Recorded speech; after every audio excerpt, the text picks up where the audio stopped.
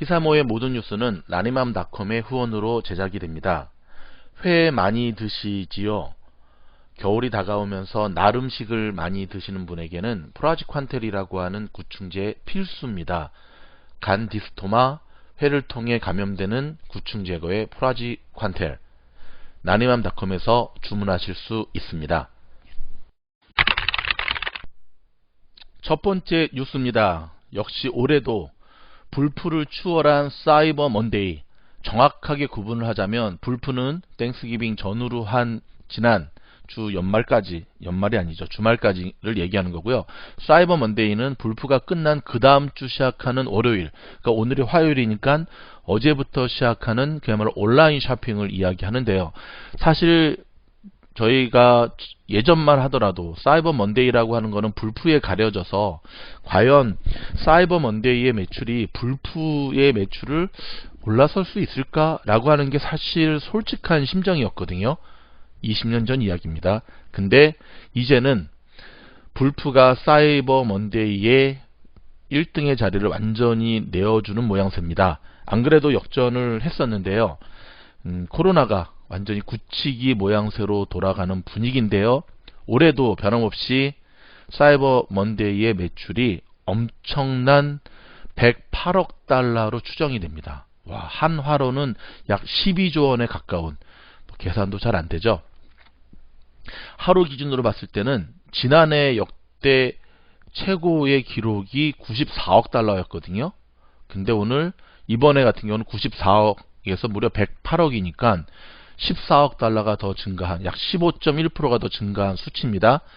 또 블랙 프라이데이 사상 최대 온라인 매출을 거둔 올해 기록을 또한 뛰어넘을 분위기고요.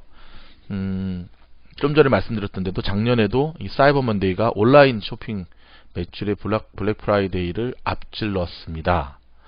재미있는 것은요, 올해 인기 상품의 그 부품 중에 보면 LG와 삼성의 가전제품이 선방을 했습니다. 텔레비전을 비롯해서, 그 다음에 애플의 에어팟, 역시 애플이죠. 그 다음에 스마트워치, 애플워치죠. 그 다음에 닌텐도 스위치, 닌텐도 게임기가 놀랐습니다. 레고, 평소에 미국에서 그래도 굳건한 매출의 자리를 차지하고 있는 레고라든지 닌텐도 게임 스위치라든지 뭐 애플 제품이라든지 삼성 LG 대형 TV라든지 하는 제품들이 올 불프 시즌, 그 다음에 사이버 먼데이 시즌에 역시 가장 많이 판매를 했고요. 미국 현지의 저희 시장을 저희가 파악을 해봤더니 이런 제품들은 또 구매, 한 사람이 너무 많이 사는 것을 못 사도록 구매 제한을 두는 것을 볼 수가 있었습니다. 닌텐도 스탁은 지금 아크사에서도 지난주부터 계속해서 지금 모으고 있거든요. 겨울이라는 특수성, 그 다음에 코로나 이 3차 대유행이라는 특수성, 그리고 게임 시장이 점점점 견고하게 커지고 있다라고 하는 특수성이 지금 닌텐도 주가에 반영되면서도 여전히 성장성이 무섭다라는 사실을 기억하시면서 저희가 조만간 닌텐도 영상을 통해서 찾아뵙도록 하겠습니다. 자, 지금 보면 이러한 모습들은 크리스마스 때까지 이어질 분위기거든요. 작년 이맘때는 겨울왕국 아시죠? 디즈니의 겨울왕국, 그 인형이 정말 히트였습니다. 엘사 인형. 근데 올해는 1년에 한 번씩 작품을 한 번씩 냈었는데 올해 디즈니는 좀 죽을 쓰는 분위기네요. 내년을 좀 기약해 봐야 될까요? 아무튼 첫 번째 뉴스였습니다. 테슬라 영상을 통해서도 설명을 드렸는데요. 테슬라의 S&P 500 지수가 1차, 2차에 나누어서 편입되는 것이 아니라 한 번에 한 큐에 편입되는 것으로 결정이 났습니다. 어제 이거에 대한 별도 영상 저희가 올려드렸는데요. 일단 S&P 500 지수가 12월 21일 날 편입되는 것으로 결론이 났고요. 워낙 시가총액이 컸기 때문에 좀 나누어서 들어가는 것으로 예측이 됐었는데 통 크게 한 번에 들어가는 것으로 결정이 났고, 이런 뉴스는 항상 장이 끝나고 발표가 돼요. 테슬라 같은 경우는 지난번 S&P 500 지수 편입에 대한 뉴스도 그랬고, 어저께도 장이 끝나고 발표가 됐는데 애프터마켓에서 테슬라 4% 넘게 급등하는 모습을 보여줬거든요. 그래서 오늘 장에서 이 테슬라가 어떤 모습을 보일까 사뭇 많이 궁금했는데요. 변함없이 지금 굉장히 나스닥 장들이 좀 흐르고 있는 상황에도 불구하고 지금 2.61% 현재 녹음하고 있는 지금 11시 시간 현재 2.61%가 상승을 하고 있습니다. 4% 넘게 오늘 올라갔다가 조금 흐르는 모양새였는데요.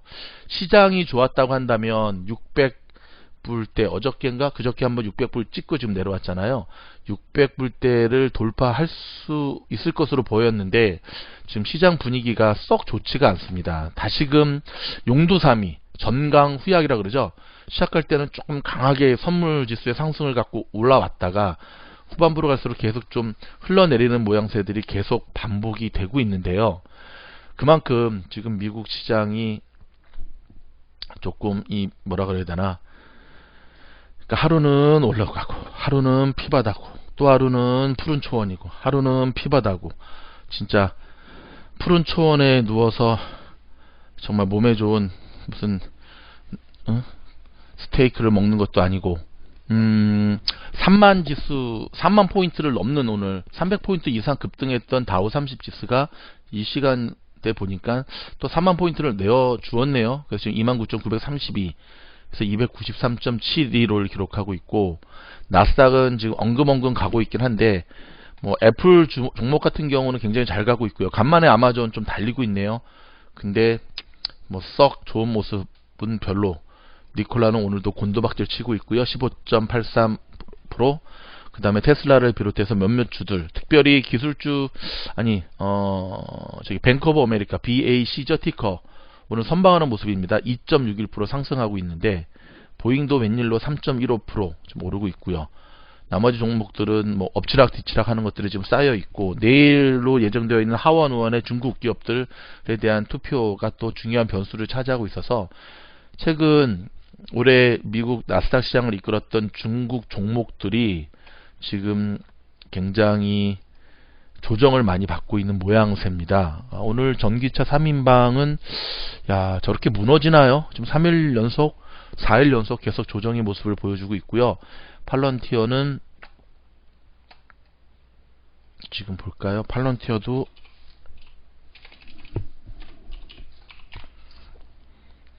지금 장 끝나기 2시간 현재 마이너스 2%, 26불, 27불대가 깨지면서 26.58을 기록하고 있는데요.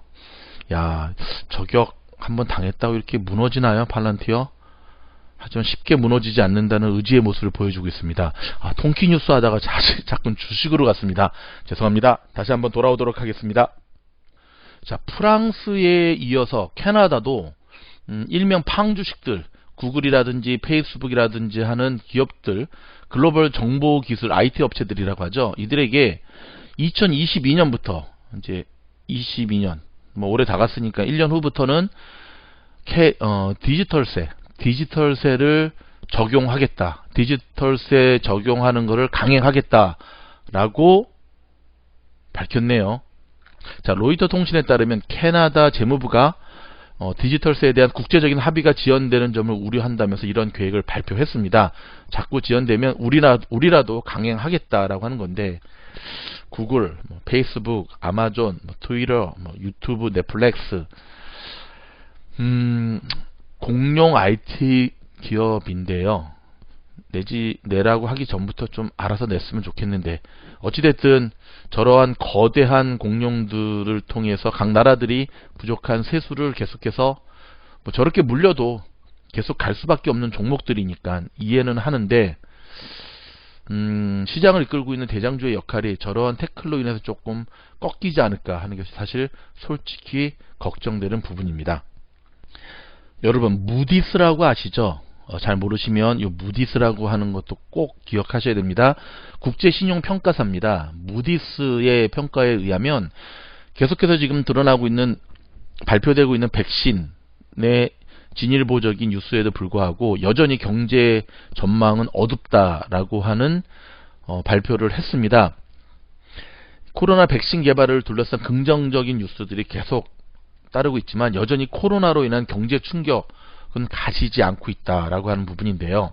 그렇죠. 우리가 정말 정신줄 똑바로 부여잡고 냉정하게 바라봐야 될 것 중에 하나가 백신이 승인을 받아서 이제 막 보급이 되고 있지만 일단 1차적으로 보급되는 대상은 이곳 미국 현지 같은 경우는 그래도 병원 종사자들, 그 다음에 중환자의 환우들이 먼저일 거고요. 일반인들에게 보급되는 시기는 아무리 빨라봤자 내년 상반기를 넘어서 수밖에 없다라고 하는 게 지배적이거든요. 그렇다고 한다면 너무 인터벌이 참 깁니다. 그렇기 때문에 우리가 백신 소식에 너무 고무되어서 실제 현실의 이 모습을 잊어서는 안 되겠습니다. 이 무디스의 평가는 바로 그러한 현실의 차이에 나고 있는 갭의 부분을 정확하게 지적한 것이라 할 수가 있습니다. 오페크, 자, 국제 유가 소식 한 가지 더 전달해 드리도록 하겠습니다. 코로나 여파로 인해서 코로나 여파가 심해지면 기름을 많이 안 쓰잖아요. 각국 나라들이. 그래서 지금 굉장히 감소하는 추세에 있는데 오페크가 증산에 대한, 그러니까 이제 백신이 나오면서 다시 경제가 좀 돌아가는 모양에 따라서 이 오일 증산을 하겠다라고 하는 발표를 계속해서 지금 연기하고 있습니다. 그 이유 중에 하나가 바로 그렇죠. 아직까지 각 나라들이 처한 경제 상황에 지금 걸려 있는데요. 러시아나 카자흐스탄은 증산 연기에 반대인 입장을 분명히 하고 있고요. 여러분이 뭐 오일주라든지 금이라든지 이런 거를 직접 투자하지 않더라도 항상 유가의 흐름, 그 다음에 금값의 흐름은 늘 여러분의 이 경제 보조 지표에 애드해가지고 늘 주목해서 참고하셔야 된다는 것 꼭 기억하시기 바랍니다. 방금 들어온 따끈따끈한 소식입니다. 미국 의회가 9,008억 달러의 긴급 구호 법안을 공개했습니다. 이는 이제 민주당과 공화당 의원들이 공동으로 약 9,080억 달러네요. 9,080억 달러 규모의 긴급 구호 법안을 마련해 공개를 했는데요. 민주당 지도부는 2조 2천억 달러의 절반, 공화당 지도부는 5천억 달러의 2배 수준. 그렇죠. 저희가 예상했던 대로 항상 중간에서 절충안이 될 거라고 얘기를 했는데 요러한 가격이래. 이거의 수치거든요. 근데 시장 반응은 별로 좀 띠뜨무지근합니다. 왜냐하면 미국인들에게 1차 경제 구호 패키지에서 했던 1200불짜리 체크는 아직 예산에 포함되지 않은 것으로 나오기 때문에 그런 것 같은데요. 한편 아직까지 근데 결정된 거는 아니고 이런 안이 나왔는데 문제는 양쪽의 지도부가 이 제안을 받아들일지 여부가 아직 미지수로 남아 있고요. 긴급 구호법 마련에 대한 상원 의원은 민주당의 낸시 하원 의장, 그 다음에 미치 맥코넬 상원 공화당 대표 등이 이 법안에 찬성할지는 확실하지 못하고 있다라고 말을 했습니다. 한편 26일부터 당장 미국인 1200만 명에 대한 연방정부 실업급여가 끊길 예정인 가운데 지금 실업수당 받고 계신 분들 많이 계시죠. 근데 이제 12월 26일까지가 마무리거든요. 펠로시 의장과 느무신 재무장관은 지난 10월 이후 처음으로 이 일 다시 경기 부양안 협상에 나설 계획이라고 밝혔습니다. 그러니까 계획이라고만 좀 밝히지 말고 좀 신속하게 속도를 냈으면 좋겠는데 참 많이 답답한 가운데 있습니다. 트럼프 대통령이 조만간에 화이자하고 모더나 백신 업체 대표들을 소집할 것으로 보여집니다. 이제 소집의 의미가 뭘까요? 어찌됐든 뭐 치하하고 그 다음에 신속한 배포를 위한 방안을 함께 인정하려고 하는 것 같은데 또 한편으로는 본인의 지적임을 분명히 내세울 것 같다라고 하는 그런 주장도 있습니다. 뭐 또 내세울 건 내섰고 또 인정할 건 인정하고 이렇게 갔으면 좋겠습니다. 페이스북이 영국의 언론에 뉴스 사용료를 내기로 결정을 했다네요. 이제는 페이스북이 뭐 영국의 뉴스 사용료를 내는 걸 시점으로 아마도 좀 전 세계의 나라들이 이 영국의 모습을 따라 하지 않을까 이렇게 생각이 듭니다. BTS가 한국어 곡으로는 처음으로 빌보드 차트 1위를 차지한 가운데 한국어 Life Goes On, 서구 음악 산업을 뒤집었다라는 발표가 있었습니다. 자, 그렇다면 BTS의 주가, 한국 주식 이게 상장되어 있는 빅히트 어떤지 한번 볼까요? 네, 보니까 18만 1,000원. 정말 거북이처럼 움직이네요. 그쵸? 지금 30만원 이상 때부터 물린 사람들도 많이 있고, 일단 바닥을 찍고 계속 올라가고 있긴 한데 움직임이 참 둔합니다. 이런 정도의 호재가 터졌음에도 불구하고 상승폭이 참 작다라고 하는 것, 역시 너무 많이 노출된 종목들은 한국이나 이 미국이나 항상 움직임에는 제한이 있는 것 참고하시기 바랍니다. 지금 미국은 중국은 계속해서 수출 말고, 그러니까 미국에다가 수출하는 것 때문에 중국의 자국 내 경제들이 돌아가는 것을 이제 스스로 내수 경기를 통해서 해결하는 것으로 지금 방향을 계속 틀고 있습니다. 왜냐하면 이것이 지금 중국의 발목을 잡고 있는 거거든요. 그래서 지금 최근 계속 나오는 뉴스들을 보면은 조만간에 중국은 미국 내 소비 시장을 추월할 것이다 라고 하는 자신감을 드러내는 뉴스들을 종종 내보내는데요. 자신감 걸 내보내는 거는 괜찮은데, 지금 회계 부정이든지 좀 깨끗한 기업의 모습을 보여주지 않으면, 자국 내에서 만들어서 자국 내에서 파는 것으로 끝나면 상관은 없지만, 정말 글로벌 경제에서 본인들이 미국의 뒤를 이어서 세계적 경제 패권을 차지하기 위해서는 지금 상태의 모습으로는 택도 없습니다. 터놓고 얘기해서 우리가 중국 제품 왜 씁니까? 싸니까 쓰는 거 아니겠습니까? 싸니까 썼습니다. 좋아서 쓴 게 아니라. 가끔 싼데 좋으면 우리가 대륙의 실수다라고 하는 그런 닉네임까지 붙여주지 않았습니까? 중국이 이런 모습을 벗어날지, 근데 쉽지는 않아 보입니다. 왜냐하면 저런 속이는 문화, 투명하지 않는 문화, 그 다음에 저런 것들이 관행이라는 이름으로 너무 오랜 시간 동안 중국 문화 속에 잠재되어 있기 때문에 카피를 실력이라고 생각하는 이들에게 무엇을 이야기하겠습니까? 지켜보도록 하겠습니다. 이곳 서부의 현지 뉴스를 좀 알려드리겠는데요. 오늘 굉장히 이슈가 되는 게 뭐였냐면, LA 카운티에 속한 각 도시들이 LA 카운티 보건국에 대해서 반기를 드는 움직임이 굉장히 급속도로 확산되고 있다는 겁니다. 이유는 간단하지요. 아웃사이드 식사까지도 못하게 확 막아버리니까, 심지어 보건국을 각 주에서 시정부들이 별도로 개설하자. 지금 독자 노선을 보이고 있는 곳이 파사디나거든요. 파사디나 시거든요. 파사디나라고 우리 한국 분들도 많이 사시는 곳인데, LA랑 굉장히 가깝습니다. 동쪽에 있는데, 지금 파사디나 같은 움직임을 계속해서 보여주면서, 심지어는 LA 카운티 공무원이 하지 말라고 한 발표를 한 그날 또 자기는 가서 밥 먹고, 뉴섬 주지사도 얼마 전에 그래가지고 욕을 한 사발 잡아 드셨는데, 이런 모습들이 계속 가게 되면 LA 카운티의 슈퍼바이저라든지 아니면은 LA 카운티의 그 리더십, 더 나아가서는 캘리포니아 주 자체 리더십 자체가 붕괴될 수도 있다라고 하는 거를 잘 모르는 것 같습니다. 일단 리더들이 좀 책임감 있는 행동이 좀 필요하고요. 여전히 지금 11월 한 달 동안 미국은 440만 명의 확진자, 시간당 여전히 미국은 51명이 계속해서 사망, 코로나로 인해서 죽어가는 환자 수가 1시간당 51명이랍니다. 이건 엄청난 거 아닙니까? 1시간당. 와, 거의 1분에 60분이죠. 1분에 한 명꼴로 지금 미국 전역에서는 코로나 때문에 사망자가 발생하고 있다는 사실 기억해야 됩니다. 여러분, 아무리 좋은 모습이 있어도 사망자 숫자가 계속 이렇게 늘어나면서 병실이 부족하는 일이 벌어지게 되면 나스닥이고 다우고 S&P 500이고 상관없이 다 폭망할 수밖에 없다는 사실 기억하면서 자나깨나 코로나 조심하시고요. 이번 겨울 무사히 잘 넘길 수 있기를 저희가 응원하도록 하겠습니다. 히사모와 미주놀과 히사모를 통해서 용기와 힘을 얻으시는 여러분들께 다시 한번 저희가 감사 인사를 드리면서 내일 또 좋은 뉴스로 찾아뵙겠습니다. 감사합니다. 윤석열 검찰총장이 법원에 낸 직무배제 집행정지 신청이 인용돼 일주일 만에 업무에 복귀했습니다.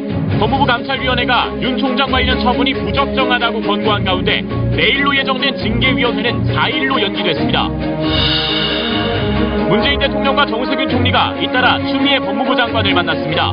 법무부는 현 상황을 보고했지만 장관 사퇴 관련 논의는 없었다고 밝혔는데 이번 사태 해결을 위한 대화가 오갔을 것으로 관측됩니다. 대구의 한 고등학교에서 이틀 새 학생 5명이 코로나19 확진 판정을 받아 1000여 명이 자가격리에 들어갔습니다. 내일부터 수험생에 대한 신속검사가 실시되고 수능 당일 새벽에 확진돼도 시험을 치를 수 있습니다. 정부가 100억 원을 들여 만들고도 공개하지 않은 홍수위험지도 2200장을 KBS가 입수했습니다. 홍수위험지도는 자치단체들의 방제 사업에 활용되지만 정작 현장에선 예산 부족 등의 이유로 우선순위 사업조차 미뤄지고 있습니다. 장애 노동자들이 산업재해에 더 취약한 상황에 놓여 있지만 실제 산재를 인정받기는 쉽지 않습니다. 산재 신청을 꺼리거나 신청하더라도 의사소통이 원활하지 않기 때문인데 실태 파악과 예방이 필요하다는 지적이 나옵니다.